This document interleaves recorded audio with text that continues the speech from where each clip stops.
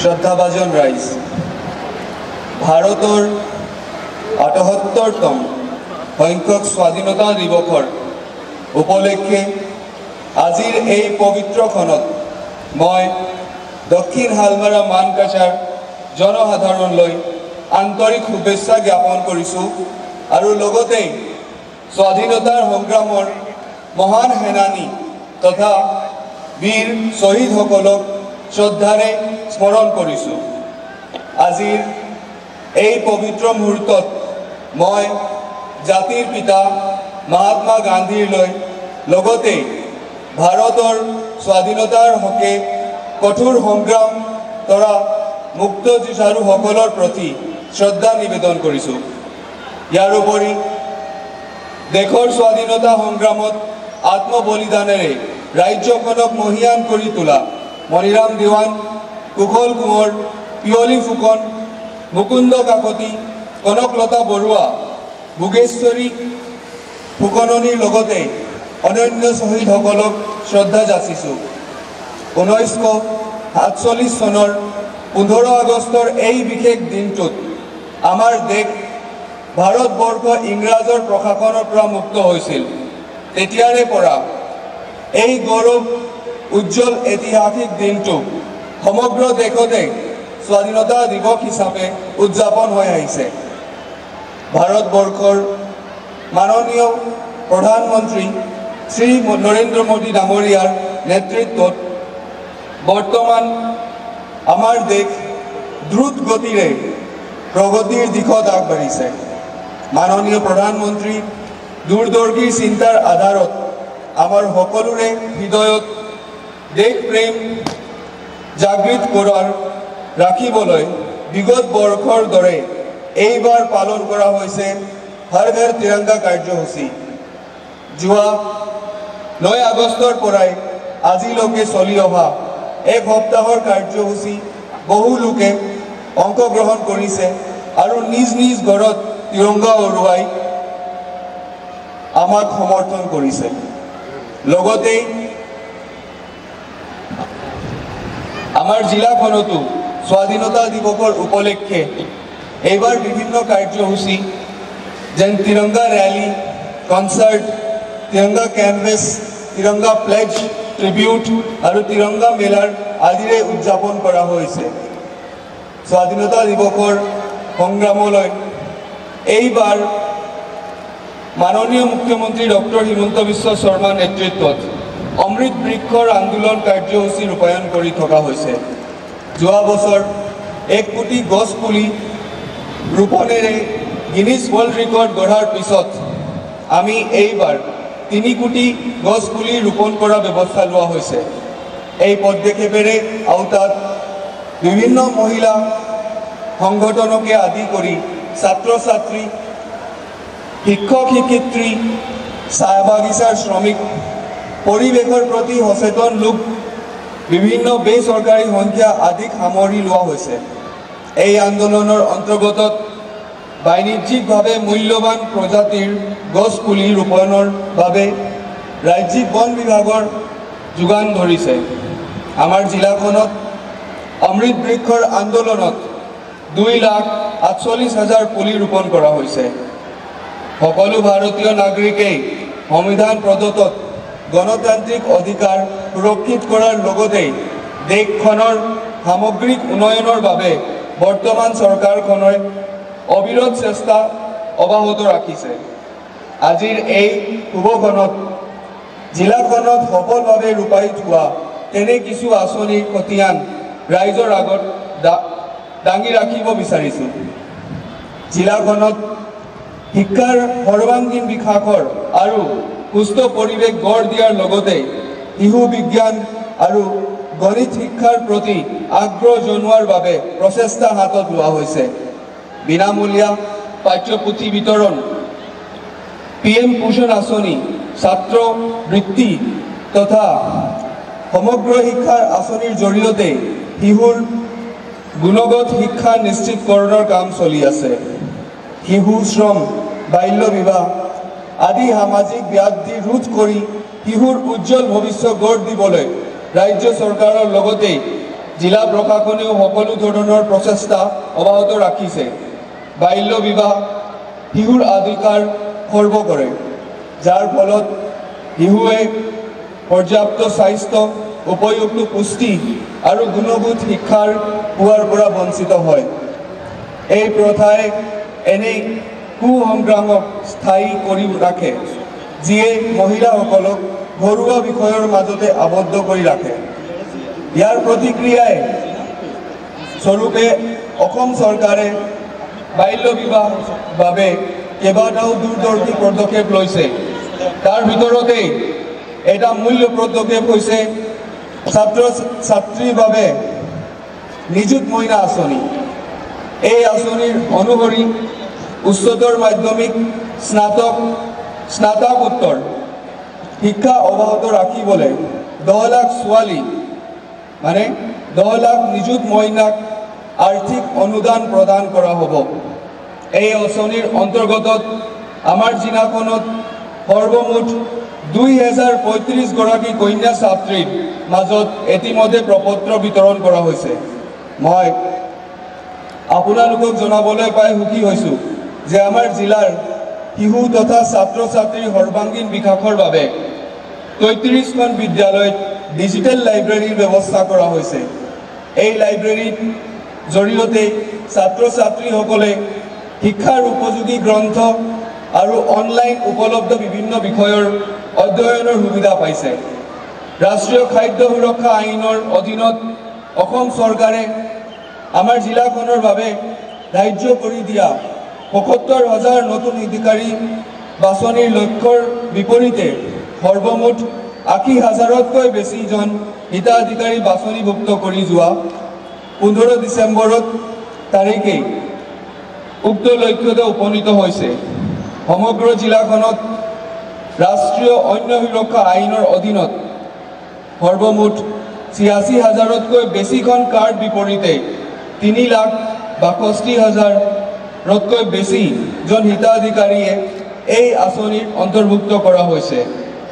জল জীৱন মিছন আঁচনিৰ জৰিয়তে এতিয়ালৈকে আমাৰ জিলাখনত ৭৮,০০০ গৰাকী হিতাধিকাৰীতকৈ বেছি উপকৃত হৈছে। লগতে আপোনালোকক জনাবলৈ পাই গৌৰৱ অনুভৱ কৰিছোঁ যে জল জীৱন জল সৰ্বেক্ষণ শিতানত আমাৰ জিলাখন অসমৰ ভিতৰতে নহয়, ভাৰতবৰ্ষৰ ভিতৰতে দ্বিতীয় স্থান পাবলৈ সক্ষম হৈছে। তাৰ উপৰিও স্বচ্ছ ভাৰত মিছন গ্ৰামীণ অধীনত ODF+ হিচাপে অসমৰ ভিতৰত ৪ৰ্থ স্থান পাইছে।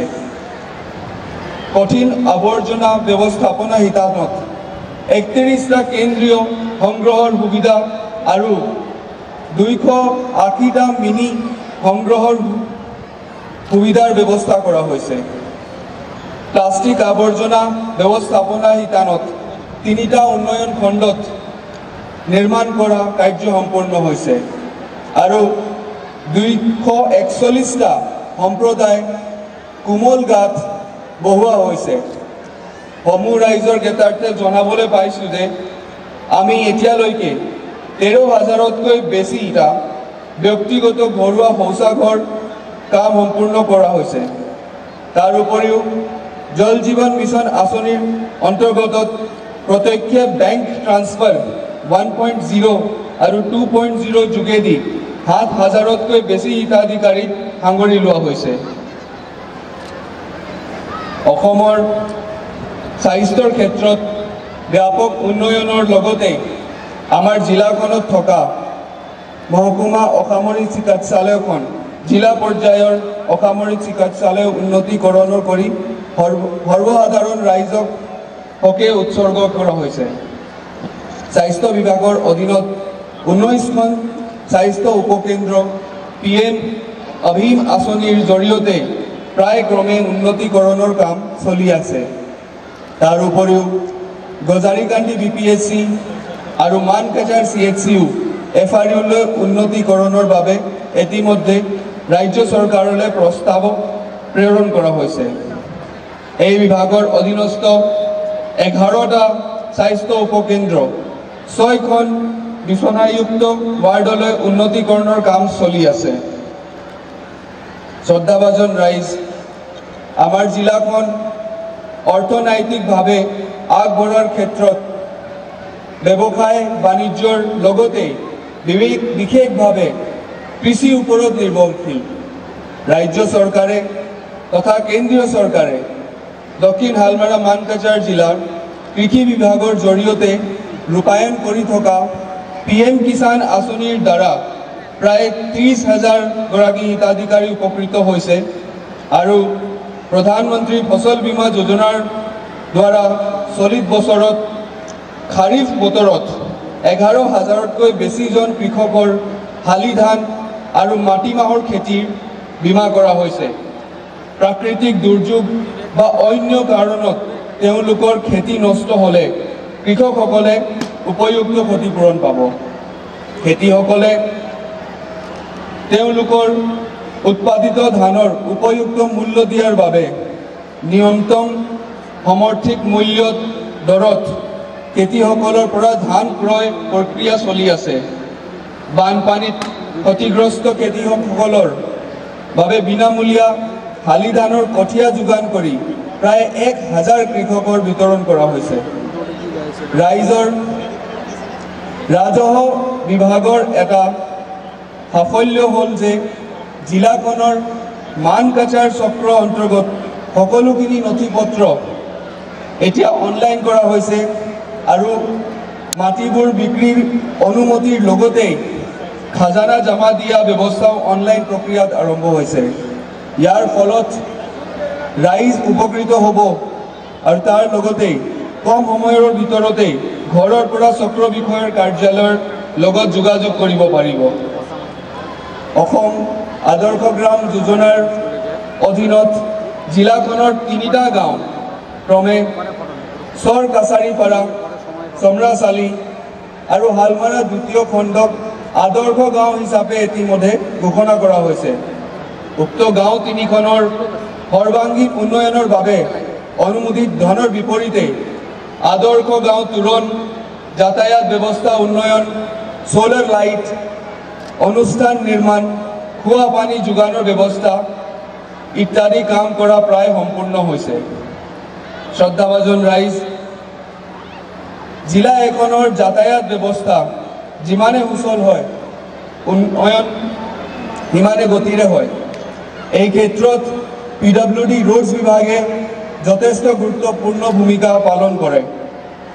যোৱা বছৰটোত PWD ৰোডছ ডিভিজনৰ অধীনত 22 কিলোমিটাৰৰ পথ পকীকৰণৰ কাম সম্পূৰ্ণ হৈছে আৰু 36 কিলোমিটাৰ পথ পকীকৰণৰ কাম চলি আছে। তাৰ উপৰিও 5খন পকী দলঙৰ কাম অনুমোদন দিছে। জিলাখনৰ মহিলা আৰু শিশু কল্যাণ বিভাগৰ প্ৰধানমন্ত্ৰী মাতৃ বন্দনা যোজনাৰ আঁচনিৰ অধীনত 5,052 জন হিতাধিকাৰী পঞ্জীয়ন কৰাৰ বিপৰীতে 3,136 জন হিতাধিকাৰীয়ে যোৱা বিত্তীয় বৰ্ষত 5,000 টকাকৈ এককালীন সহায় লাভ কৰাৰ লগতে গৰ্ভৱতী মহিলাই 6,000 টকাকৈ এককালীন সহায় লাভ কৰিছে। চলিত বছৰত এই বিভাগৰ দ্বাৰা দিব্যাংগ লোকৰ চিনাক্তকৰণ আৰু প্ৰমাণ পত্ৰ বিতৰণ এক কৰ্মশালা যোৱা আমাৰ 16 আগষ্টৰ পৰা 21 আগষ্টলৈ অনুষ্ঠিত কৰি প্ৰমাণ পত্ৰ প্ৰদান কৰা হ'ব। সমাজ কল্যাণ বিভাগৰ বেটি বচাও বেটি পঢ়াও হৈছে ভাৰত চৰকাৰৰ এটি ব্যক্তিগত অভিযান, যাৰ লক্ষ্য হৈছে কন্যা শিশুৰ উদ্দেশ্যে আৰু কৰা কল্যাণমূলক সেৱাৰ সজাগতা সৃষ্টি আৰু কাৰ্যক্ষমতা বৃদ্ধি কৰা। জিলাখনৰ বাল্য বিবাহ প্ৰতিৰোধ আৰু শিশু শ্ৰম নিৰ্মূলকৰণৰ বাবে বেটি বচাও বেটি পঢ়াওৰ অধীনত বিভিন্ন কাৰ্যসূচী হাতত লোৱা হৈছে। ইয়াত উল্লেখ কৰিব বিচাৰোঁ যে অতি প্ৰয়োজনীয় যে দক্ষিণ হালমাৰা জিলা প্ৰশাসনে এতিয়ালৈকে বাল্য বিবাহৰ সন্দৰ্ভত 10টা আৰু শিশু শ্ৰম সন্দৰ্ভত 7টা গোচৰ লাভ কৰিছে। এই সন্দৰ্ভত সংশ্লিষ্ট বিভাগৰ দ্বাৰা সজাগতা অভিযান আৰু অন্যান্য প্ৰচেষ্টামূলক কাৰ্য চলাই থকা হৈছে। তাৰ উপৰিও নচামুক্ত ভাৰত অভিযানৰ অন্তৰ্গত মাদক দ্ৰব্যৰ অপব্যৱহাৰ মুক্ত বিষয়ৰ লক্ষ্যতে কাৰ্যসূচী চলাই থকা হৈছে। অসমৰ আমাৰ জিলাখনৰ পঞ্চায়ত আৰু গ্ৰাম উন্নয়নৰ বিভাগৰ সফলতা প্ৰশংসনীয়। প্ৰধানমন্ত্ৰী আৱাস যোজনাৰ ক্ষেত্ৰত আমি গোটেই অসমতে দ্বিতীয় স্থান লাভ কৰিছোঁ। মনৰেগাৰ ক্ষেত্ৰত যোৱা 3 মাহত 18,000 জব কাৰ্ড হিতাধিকাৰীক সম্প্ৰসাৰণ দিবলৈ সক্ষম হৈছোঁ। আধাৰ চিডিঙতো জিলাখনে 98% পূৰণ কৰি ৰাজ্যৰ ভিতৰত 4ৰ্থ স্থানত আছে। NSAPৰ জৰিয়তে 12,000 হিতাধিকাৰীতকৈ বেছি পেঞ্চন লগত জড়িত বিভিন্ন সা সুবিধা আগবঢ়াবলৈ সক্ষম হৈছে। আনহাতে মিছন অমৃত সৰোবৰৰ ক্ষেত্ৰত ইতিমধ্যে 65টা পুখুৰী খন্দা কাম আৰু তাৰ 49টা আত্মসহায়ক গোট হস্তান্তৰণ কৰা হৈছে। মুখ্যমন্ত্ৰী মহিলা উদ্যমিতা অভিযানৰ অধীনত 69,000 প্ৰপত্ৰ সংগ্ৰহ কৰা হৈছে। ইয়াৰ জৰিয়তে প্ৰতি মহিলাই 10,000 টকাকৈ পাবলৈ সক্ষম হ'ব। তাৰ উপৰিও লখপতি বাইদেউৰ শিতানত 1,329 হিতাধিকাৰীক চিনাক্তকৰণ কৰা হৈছে। তেওঁলোকক অতি সোনকালে আত্মনিৰ্ভৰ হ'বলৈ প্ৰশিক্ষণ তথা সুদমুক্ত ঋণ দিয়াৰ ব্যৱস্থা কৰা হ'ব। জিলাখনৰ মীন বিভাগে মৎস্যজীৱীসকলৰ মাজত নতুন পুখুৰী নিৰ্মাণ, লালন পালন পুখুৰী নিৰ্মাণ আদি আঁচনি ৰূপায়ণৰ জৰিয়তে আৰ্থিক উন্নয়নৰ পথ প্ৰশস্ত কৰিছে। শ্ৰদ্ধাৰ ৰাইজ, গৰাখহনীয়া জৰ্জৰিত এই জিলাখনত জলসম্পদ বিভাগে জনসাধাৰণ জীৱন আৰু সম্পদ ৰক্ষাৰ্থে বিভিন্ন আঁচনি ৰূপায়িত কৰিছে। তাৰ ভিতৰত বেৰাভাঙ্গা, নিউ জাজপুৰ আৰু কোকৰাডাঙ্গা গৰাখহনীয়া প্ৰতিৰোধক কাম সম্পূৰ্ণ হৈছে। ইয়াৰ উপৰি কালিৰালগা, বৰবালু, চুকচৰ, হাজিৰহাট আদি অঞ্চলত গৰাখহনীয়া প্ৰতিৰোধৰ বাবে আছিৰে প্ৰকল্প সংশ্লিষ্ট বিভাগে হাতত লোৱাৰ ব্যৱস্থা কৰি আহিছে। দক্ষিণ হালমাৰাৰ মানকাচাৰ জিলাৰ আৰু আমাৰ ৰাজ্যখনৰ অৰ্থনৈতিক উন্নতিৰ পশুপালন আৰু পশু চিকিৎসা বিভাগে এই গুৰুত্বপূৰ্ণ ভূমিকা পালন কৰি আহিছে। বৰ্তমান বিভিন্ন ধৰণৰ ৰোগৰ পৰা পশুধন জীৱন ৰক্ষা কৰিবলৈ পশুপালন আৰু পশু চিকিৎসা বিভাগে বিভিন্ন ধৰণৰ টীকাকৰণৰ কাম চলাই আহিছে। যেনে FMD, LSD, ব্ৰুচেলা, PPR আদিৰ দৰে টীকাকৰণৰ কৰি পশুধনৰ মৃত্যুৰ হাৰ হ্ৰাস কৰি দৰিদ্ৰ কৃষকৰ অৰ্থনৈতিক বৃদ্ধিৰ চেষ্টা কৰি আহিছে।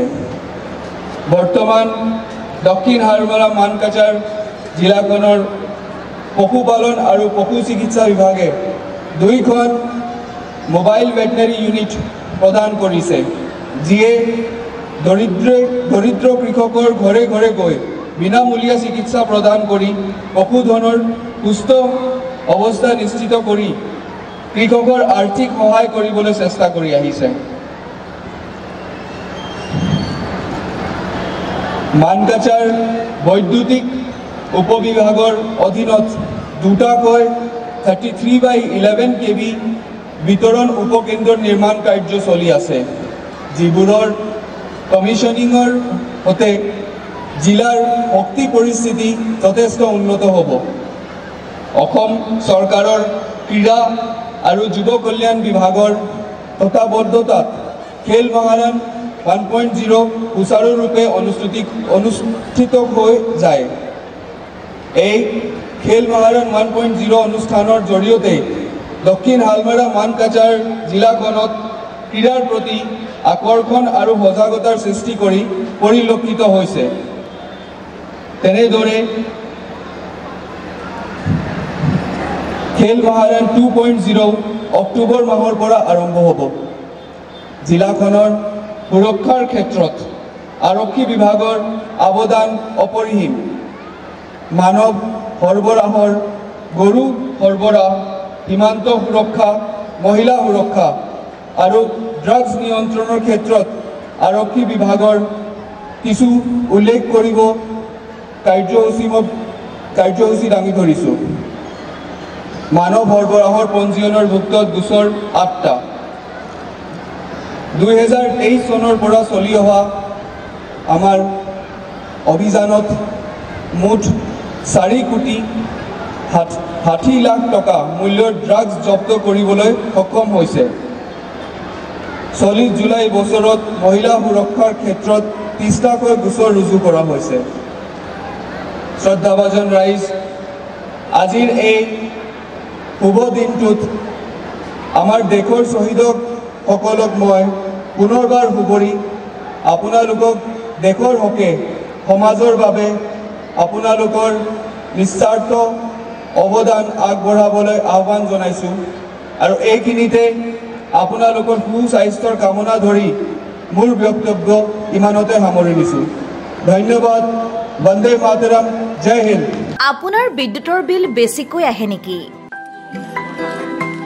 প্ৰতিমাহে অতিৰিক্ত বিদ্যুতৰ বিল আদায় দি হাৰাশাস্তিত ভুগিছে নেকি? চিন্তা নকৰিব, কাৰণ বিনামূলীয়াকৈ বিজুলী সেৱা প্ৰদানৰ বাবে ভাৰত চৰকাৰে আৰম্ভ কৰিছে নতুন আঁচনি। আপোনাৰ বিজুলীৰ বিল বিনামূলীয়াকৈ কৰাৰ বাবে আবেদন কৰক প্ৰধানমন্ত্ৰী সূৰ্যঘৰ মুফ্ত বিজুলী যোজনাত। 1,23,000 টকা চৰকাৰী ৰেহাই মূল্যত আপোনাৰ ঘৰত ৰুফটপ ছলাৰ ইনষ্টলেশ্যন কৰি বিজুলীৰ বিল সম্পূৰ্ণ বিনামূলীয়া কৰক। এই আঁচনিৰ বাবে আবেদন কেনেকৈ কৰিব? চৰকাৰী ৰেহাই মূল্যত কেনেকৈ আঁচনি লাভ কৰিব? অধিক তথ্যৰ বাবে এতিয়াই যোগাযোগ কৰক মা এণ্টাৰপ্ৰাইজৰ সৈতে।